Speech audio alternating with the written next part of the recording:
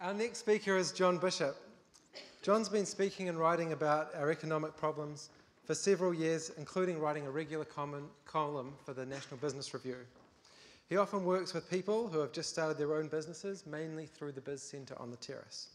Tonight, John's going to be talking about Vibrant Wellington, fostering talent and growth. John.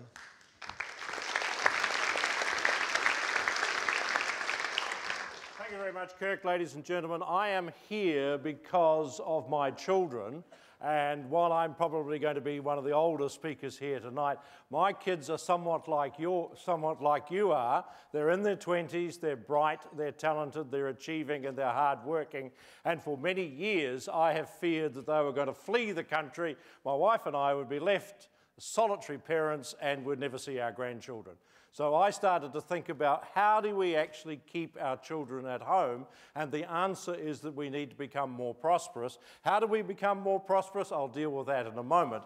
But let's just establish the case for prosperity, because I remember the 1970s when we didn't have any economic growth, and that meant that for somebody to have more, somebody else had to have less. And when we come to Wellington's economy, we are now looking at a period of not much growth over a number of years. We're not about government or manufacturing anymore. We are now about the creative industries. And we are about the creative industries, which is people like yourselves who embrace this thing called the leisure culture. And that is one of the things that makes Wellington different. And that's the sort of thing that I believe that we have to foster. We've done a lot of it, but we need to do more, because it's not just about indulgence, it's also sensible practice, because growth comes from innovation and creativity, and those characteristics come from the people who are in those industries, people like yourselves. I've worked at the Biz Centre and I've seen the stuff at the trade fairs.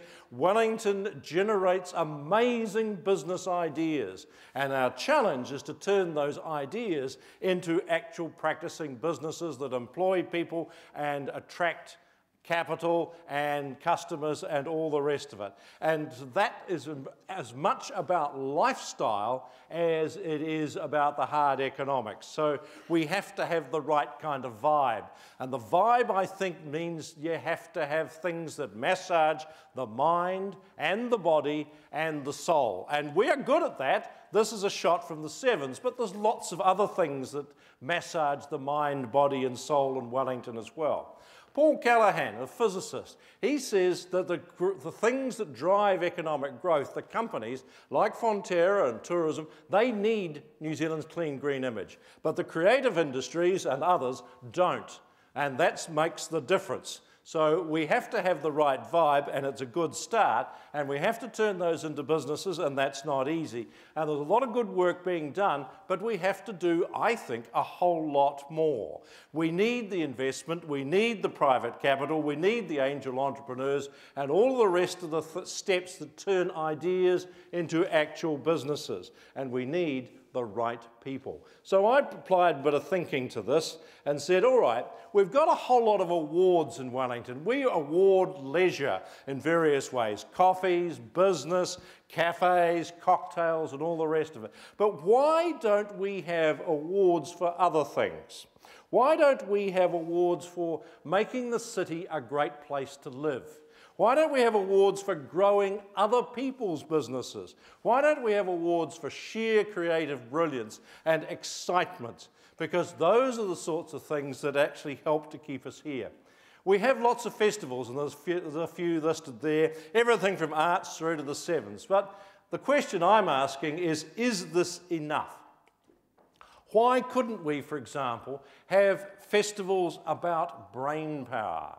Festivals that celebrated ideas, festivals that took us away from alcohol and entertainment and gave us some intellectual stimulus of some kind.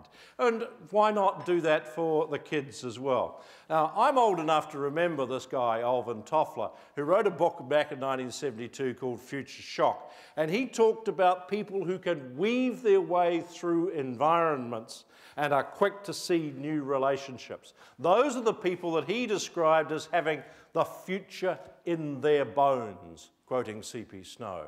And those are the people that I think we need to have in Wellington. Those are the people we need to attract to Wellington. Those are the people we need to retain in Wellington, because they're the ones like you who are going to drive our growth, our prosperity, and our lifestyle. So welcome to Wellington. We love you. And if it was up to me, and it almost certainly isn't, then I would say that the person who gets the Wellingtonian of the Year is whoever's done most to make the city grow and to keep the vibe exciting.